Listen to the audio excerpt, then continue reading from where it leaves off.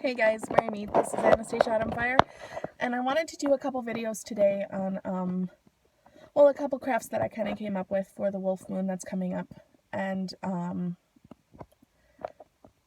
it could get a bit long-winded explaining the inspiration and intent as well as showing off the crafts, so I'm going to split it into, two videos, one of which obviously I'm doing in my car because it's quieter, to be honest, and, then the second video I'll do inside at my little work area. So, today I was chatting with a friend of mine, and we were kind of discussing things we've both been going through, and really kind of talking about hurt, and, kind of that, the need to let go, but not knowing quite sure how to do it and how to go about it.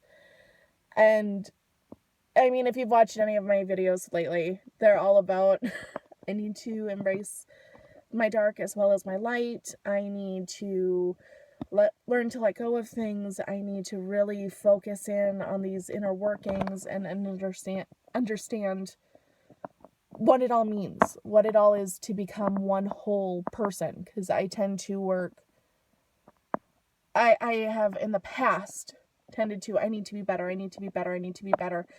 And I'm learning that phrasing it that way, even just that I need to be better, quote unquote, is it's kind of harmful, because it instantly puts that perspective into your head that you're not good enough. And the reality is you are good enough. We're all awesome, beautiful, intelligent people. And sometimes we want to be more.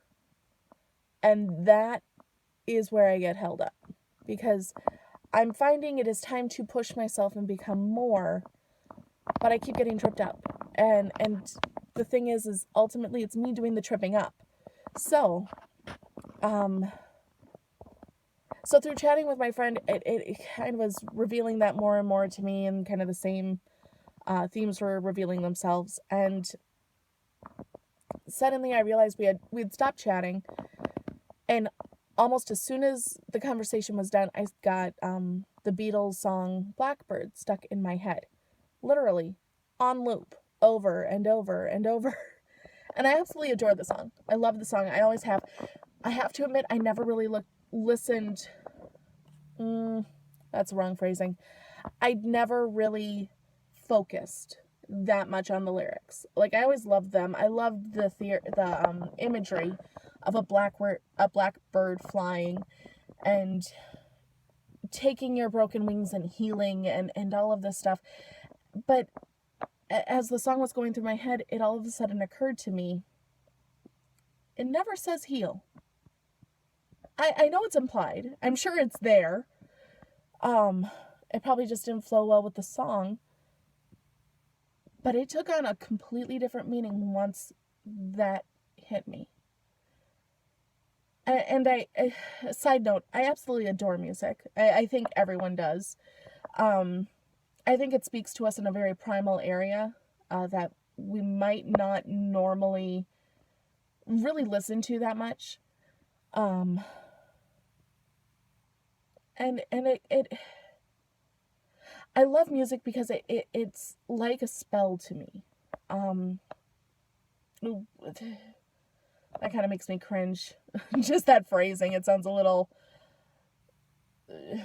like I'm trying to sound profound, and I'm really not in that energy.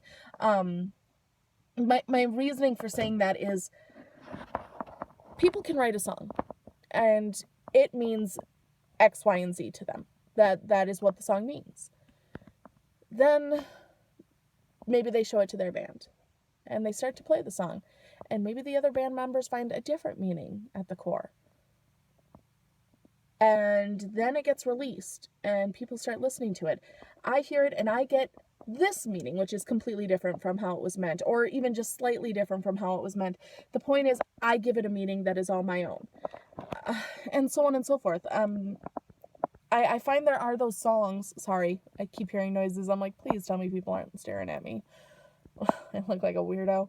I think there are those songs that everyone hears and they have a different rendition. They have a different meaning. They have a different message within that song. And I love that about music. I love that I can listen to Madness by Muse, because I absolutely adore Muse. And I get that it means this person is in this relationship and it's not necessarily the best, but he can't let it go. And then at the end, he kind of realizes it's just them. It's not madness. It's just their love. It's how they react towards each other. And, you know, my buddy Brandon could listen to it and just go, no, he means the woman's crazy. You know, we all have these different thoughts when we listen to music. And some music, it is what it is. It doesn't have this great inner meaning to us, but some does. And the ones that have this great inner meaning to us take on their own life. They kind of become their own entity at times. And I think Blackbird today started transforming like that in my mind, because I'd always heard it. I always loved it because it meant, it kind of stood for this person rising above things and kind of learning to move on with their life and let go of bad things and embrace the good. But suddenly today, when I was going through it in my head, like I said, it kind of occurred to me, it doesn't mention healing. It says, take these broken wings and learn to fly. What? You know, it just, and it just kind of struck me as odd. And again, I'm sure it was just, hey, it phrases nicely. But it transformed in my head. Suddenly, it didn't mean, hey, pick yourself up, dust yourself off, and go for it. Do better. It became, take this brokenness and work with it. You're never going to completely heal from this. You're never going to get over this. There will always be a part of you that is a little hurt, a little broken, a little in pain because you went through this. But you have to get up. You have to move on. And what's more, you will become more from doing so. We all have hurt. We all have pain. We all go through things in our lives that we honestly can look at and go, I will never get over this. I don't know how to deal with this. I can look back and I can say, you know, this person really hurt me. This person scarred me. This person did this or that, or this experience was horrendous.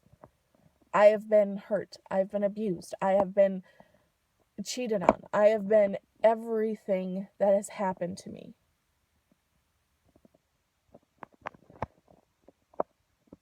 But the important part of this is that I'm still here.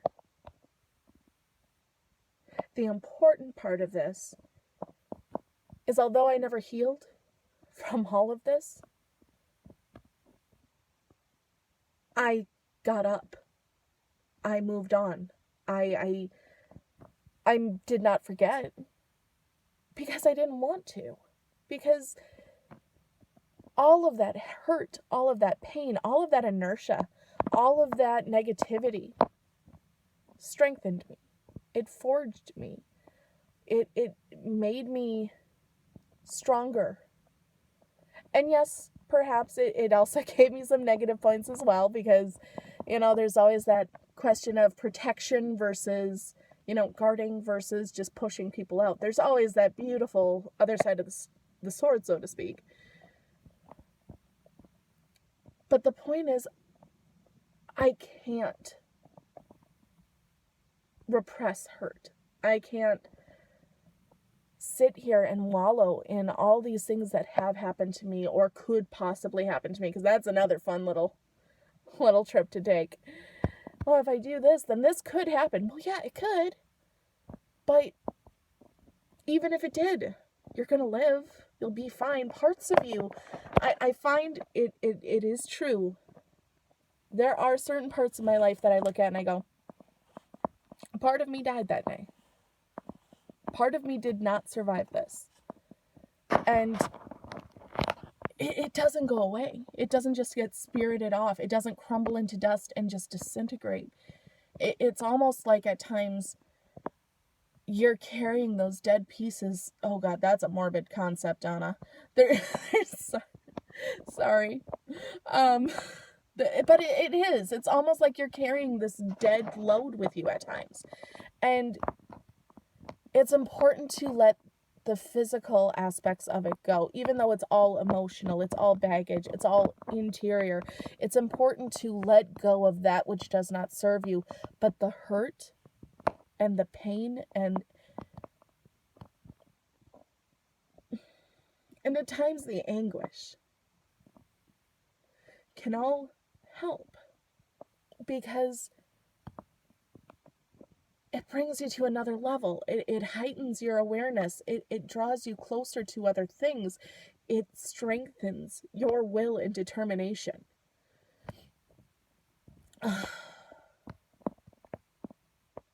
And I never really got that. It's always, I think it's what makes the difference between people who are, quote unquote warriors and people that are quote unquote victims. There are people who have been victimized. But dude, they ain't victims. They are stronger than you will ever be. They are braver than you will ever be. They have gone through more things in their life than you will ever see. And I will ever see. Everyone has their crap. Everyone has their issues.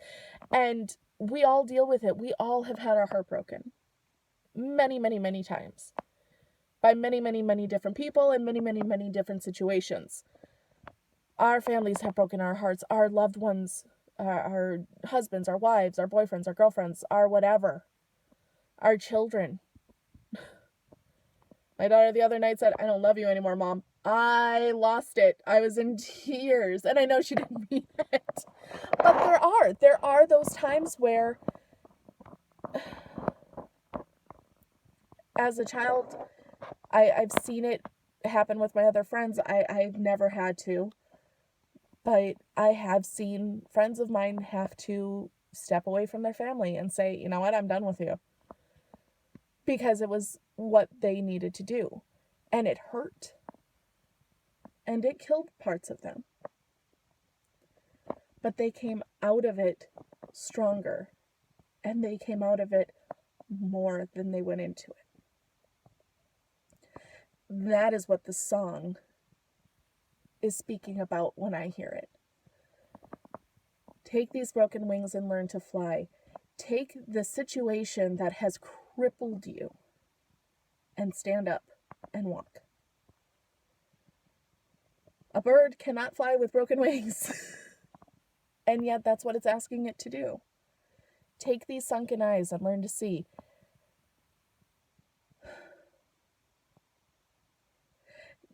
Do what you have to do, not because you can, not because it's easy, because no, it is not easy. But do it because you have to. Do it because it's a thing. It's important. It's there. And become more. Be more. Find your hidden potential. And at that point, because this kind of was going through my head, I looked at everything. I went, okay, fine. The song is going through my head. I'm getting all these kind of messages and aha moments while I'm analyzing the lyrics of a song. I'm going to do this. I'm going to research this. So I Googled, because I love Googling. And again, I am going to quickly apologize. I know my camera's going all out of whack. I am going to get a tripod tonight. I swear to Kennedy Mouse. It's going to happen. So my hands aren't shaking. So I did. I Googled spiritual connection with blackbirds, or blackbird spirit animal. And the site that I usually go to for this is whatsyoursign.com. Absolutely love it. It has a super large amount of information, and it's all kind of accessible. For someone like me who's, if I'm looking up something 9 times out of 10, it's got to be quick. I need to find what I want to find. I want to get to the meat of the article and move on and kind of meditate on it and analyze it and see what it means to me. So I am going to refer to my notes here because I don't want to miss anything that I wrote down. So I looked up blackbirds on whatsyoursign.com. Excuse me. Blackbirds demand commitment to learning their wisdom. They do not reveal their meanings unless we show that we are devoted to the path of understanding both light and dark sides of energy. Like, that has not been revealing itself to me enough. I read that first line and I'm just like, got it. So, then moving on, connection to lunar phases, which I kind of like. I myself am more attracted to, or I find my energy resonates more with the waning phases, which is odd as all get out, I know. Dark of the moon and new moon are my creative / energy oasis, so to speak. Full moon usually is pretty rough for me. A higher knowing and acceptance of the void. So it's that idea of having kind of a higher purpose and taking that higher road or those higher ideals, having your ego kind of in check, understanding the expansion of everything. Transition and transformation. Huge themes for me this spiritual year, because Samhain, that was my goal, was I was going to work with my transformation. Hey. This bird is symbolic of life. Oh, I'm sorry. I misread that. Birds are symbolic of life in the heavens, higher ideals, paths, and knowing. I don't think that means the Christian ideal of heaven, although it certainly could. I mean, if you are a Christian witch, or even just a Christian who looks for spiritual meanings, why not? But it basically is the sky, the air, higher ideals, paths, higher knowing. And black as a color is symbolic for pure potential. I'm sorry, I can't even read my own handwriting today, apparently. So between this idea of this bird being the symbolic animal of life in the heavens and this higher knowing and higher potential and ideas, and its color black being pure potential, those two things together, there is no limit to the human transformation in this realm. It's about human transformation. It's about reaching our potential. At that moment, the pencil literally fell out of my hands because I just had this huge epiphany of, oh my gosh, this song is calling you to pick up your broken pieces and get on and become more. Do the impossible. Go through this huge trauma that should kill you.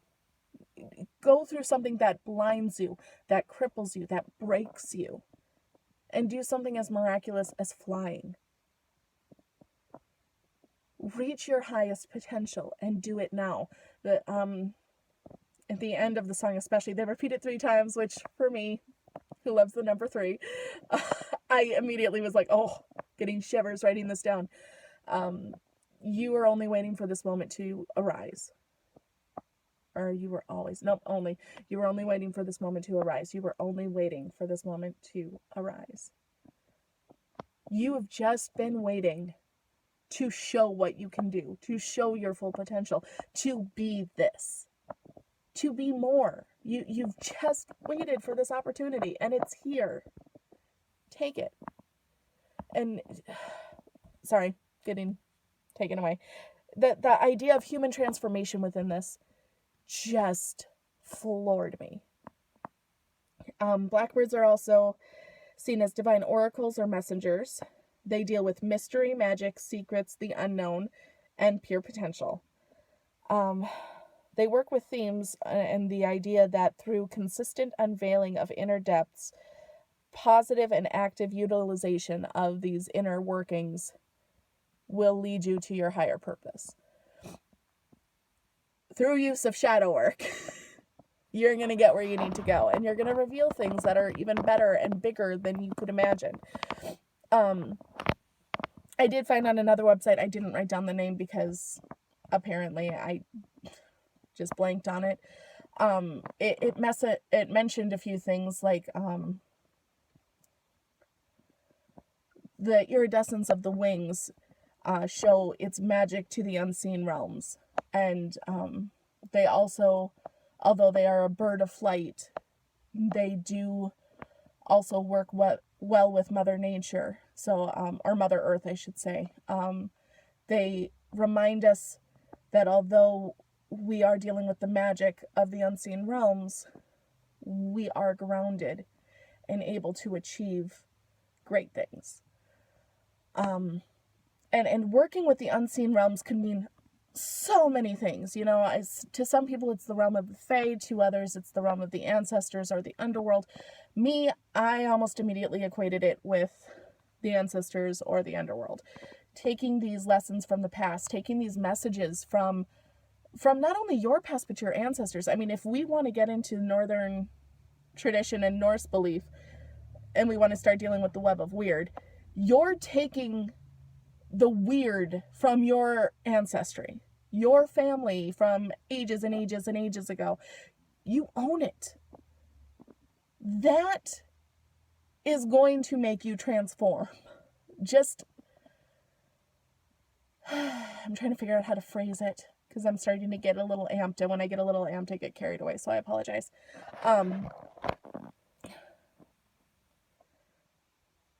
There's a lot of things about myself that I look at and I'm not pleased with. And when I can look at myself and go, okay, calmly and collectively, I am this, I am this, I am this, I am this. I'm not happy with this and this. So I'm going to accept that I am this and this and then work on it. The minute I accept and honestly accept it, not just say, oh no, I know I'm pigheaded. No, I need to own that I am a stubborn little witch when I want to be. When I finally accept that fully and own it, I'm able to do things with it and work beyond it and understand other people's points of view so much better. Now, imagine if we took messages from the unseen realm, in this case, meaning the ancestors, working with our web of weird that has been given down to us throughout the ages from our ancestors and our lineage. If we were to say, yep, this happened. Yep, my family did this. Not only with the good, because I mean, it's awesome to be able to acknowledge and own the good and own the honor. But when someone's acted dishonorably, and this is kind of where my Northern tradition kind of goes wonky, because I know this is not normally seen. If someone acts with dishonor, you need to own it, including yourself, especially yourself. Crap, I lied there. That wasn't cool. Crap, I did this. I should not have done that. It's one thing to say, I own it, I'm sorry, apologize, but to act upon it. To, hey, this was not cool. Not only was this not cool and I apologize, I'm going to fix some things you can't fix, but I'm going to do better. I'm going to do more and actually do it. It's a huge responsibility. It's a huge thing to take on yourself, but it's so freeing. It truly is. You have all this energy built up, or at least me, whenever I make these kind of rambly, witchy videos, it's always just something that is very personal to me. Maybe you resonate with it, maybe you don't. But for me, I put all this time and energy into, nope, I'm not this. Nope, I'm not this. I refuse to admit I am this. I'm not this. I'm not this. And then one day I finally just break down and go, shit, I am. Excuse the language, but shit. I totally am. That's me. It's so freeing and it's so uplifting. And once I can admit that, yeah, I suck at this. Yeah, I'm not kosher here. Yeah, I did this. It was not an honorable act, and that's fucked up. Again, excuse my language. At that point, I can move on. And not move on and forget it, because that's not kosher. But instead, yeah, I did this and it was messed up of me. Okay, what are you going to do to fix it? Well, from this point forward, I'm going to, not act so rashly. I'm going to think things through and then actually follow through with that plan. It clarity just kind of comes pouring out of you once you can just look at this darker aspect and okay, the shadow aspect, again with the shadow aspects. If you can look at that and say, yep, I own it, it's mine, and I'm going to figure this out.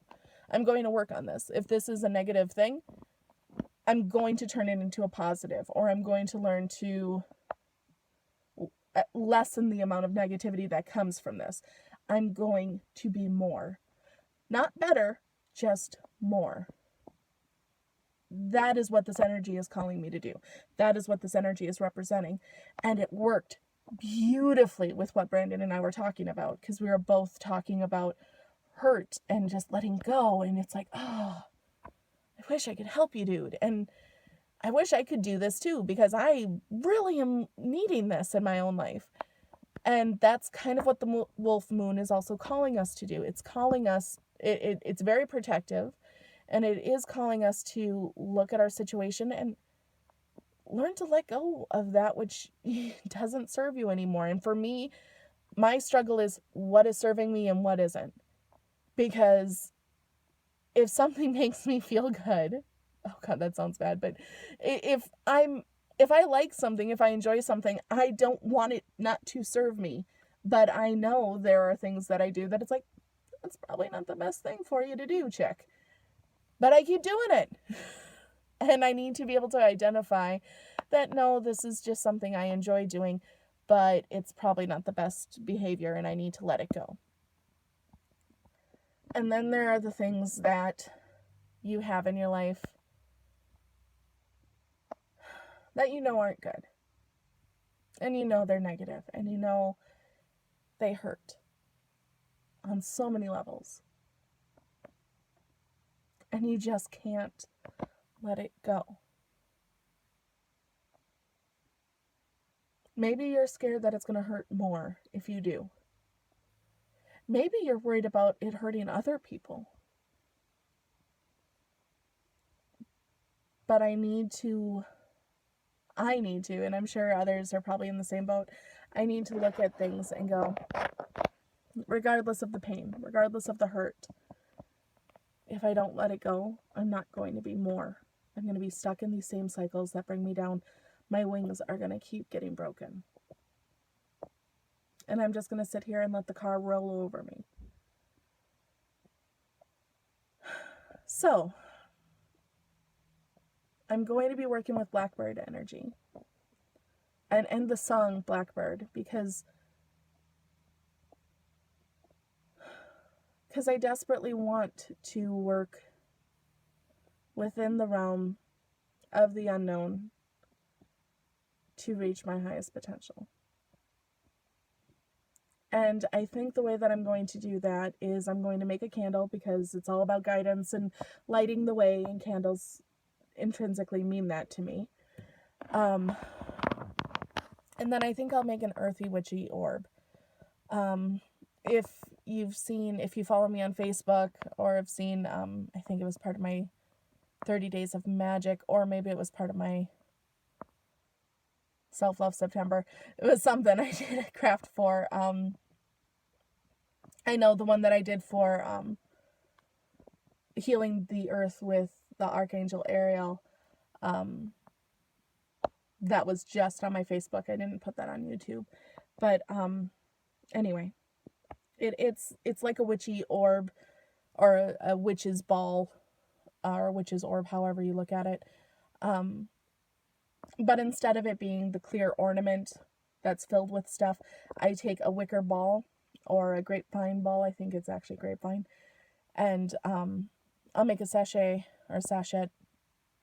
I've heard it pronounced both ways. I'm never quite sure. And I put either a 9 herb or a 13 herb blend into that with some stones, with a spell scroll, or if the paper's a bit too big, I'll just toss it in the center as well. Put that in the center of the orb. What that does is that builds up the spell at the core of this orb. So my intention, my protection, my hopes, my dreams, my wishes, all that jazz go into the actual ball. Then I take a ribbon and I'll write the spell or a protection or just a basic intent. The spell I find gets a little flowery because we're trying to rhyme, or perhaps it's song lyrics. I've done that before as well, because the song is so perfect. Or a poem, something that I can't, if I find something that I can't move away from, and it's like, I can write a spell, but this is so perfect, like this sums up exactly what I want this to do, I'll put that on the spell scroll, put that in the center, and then I'll write a spell or an intent on the ribbon, and I weave the ribbon through the earthen grapevine ball. So now you have the inner spell working, you have the outer barrier for protection and also intent, so it just kind of gives it an extra oomph. And then at that point, I might do some decorative things to it, but at that point, it's spellcraft. It's a craft that is also a spell. It can sit on an altar, it can be hung on a ceiling. You can do whatever you want with it. It's there. It's working. That energy is working for you. This one will be about letting go and acknowledging all sides of energy, not only within us, but I think in the outer world as well, just so we can differentiate what is serving us, what is not. But it's all about letting go and picking up our pieces and moving on, when something does not end the way we want it to end. So with this orb specifically, you can either leave it there and when you look at it, kind of think about it, you can meditate with it. I would even take it a bit further. I know one of my orbs I've taken to ribbon. I'll take ribbon and I'll write a little thing on there. Like I have a witchy orb for self-love. And when I'm struggling with something, I'll take a piece of ribbon and write, I'm struggling and using humor as a way to insult myself with my self-deprecation and take that away from me, or let me lessen this act, or something to that effect. I'm horrible at examples. And then I'll tie it to the ball and kind of give that energy to the Lord, to the lady, to the spirits, the elements, the good folk, what have you. Just release it into the universe. Let the orb work its magic, and when I notice that I'm lessening that, or if I do make a self-deprecating joke, it genuinely is just a joke, and it's not something where I feel bad about it. Then I can take that ribbon, untie it from the orb, burn it, bury it, send it back to the universe, so that inertia is gone. You also are able to take a bit of paper and write on it and put it into the orb, just kind of like as a petition, or, hey, I need to work on this, take it away. But then sometimes fishing it out gets to be a little ishy. I like using the ribbon because it's easy to put on and put off. So, sorry, that went into a bit more description than I needed. But I thought explaining how I would use the orb would be helpful. So yeah, that's kind of my inspiration and my thought process behind the few crafts that I'm going to be putting up a video of later. I hope this made sense to someone other than me. For me, I find, even in pop culture, even in everyday life, you find things that just are so magical and have this deep meaning that nothing else can really touch. It suddenly empowers you. It means more to you than it should, so to speak. And in those moments, I really think that's a message from the divine that, hey, there's something here for you. There's something you should be learning. Look deeper here. Yes, this is a silly TV show, but there's something with these characters that is speaking to you, that is resonating with you. Look deeper. It's easy to say it's just a song. And to some people, yeah, it's just a song. For me, let's see, I'm 34. I think I'm 35. I yeah, I'm 35. It's a day. Um, for 35 years, Blackbird has just been Blackbird. It's just been a really cool song. And then today, it had a message for me. And when I took the time to, okay, fine, I need to look deeper at this, it blew me away, the correspondences that it had and the connection that it had. And I just, if you ever have that moment of, this is hitting me harder than it normally would, or, I never noticed this before in, Nightmare Before Christmas. Take some time to meditate. Take some time to look at it. Take some time to think. It's amazing what the universe can reveal to us in everyday life. So yeah, so that is my inspiration behind my Blackbird set, I guess. Blackbird crafts. I'm not sure. I'm horrible with naming things. In the next video, I'll show you the actual crafts once they're made. And I hope you enjoy it. Thanks, guys. Many blessings. Bye.